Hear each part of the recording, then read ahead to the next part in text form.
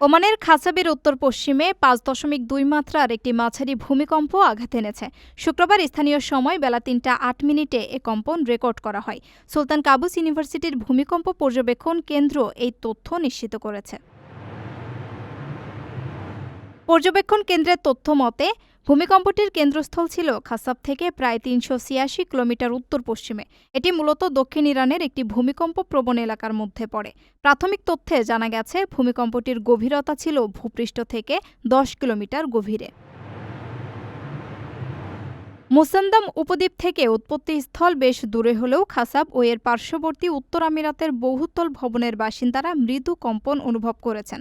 তবে শুক্রবার সন্ধ্যা পর্যন্ত মুসান্দাম প্রদেশে কোনো হতাহত, অবকাঠামোগত ক্ষয়ক্ষতি বা জরুরি পরিষেবা ব্যাহত হওয়ার খবর পাওয়া যায়নি। প্রবাসীদের জন্য নির্মাণ হচ্ছে দেশের প্রথম স্মার্ট সিটি, যেখানে থাকছে স্কুল, মসজিদ, হাসপাতাল, সুইমিং পুল, হেলিপ্যাড, পাঠাগার, জিম, সুপারমার্কেট, শিশু পার্ক সহ সকল নাগরিক সুবিধা। মাত্র ৩০ লাখ টাকা বিনিয়োগে মিলছে আকর্ষণীয় ফ্ল্যাট। প্লাটিনাম ইনভেস্টরদের জন্য ঢাকা বিমানবন্দরে ভিআইপি প্রোটোকল সুবিধা। বিস্তারিত জানতে যোগাযোগ করুন স্ক্রিনে দেয়া হোয়াটসঅ্যাপ অথবা ইমো নাম্বারে।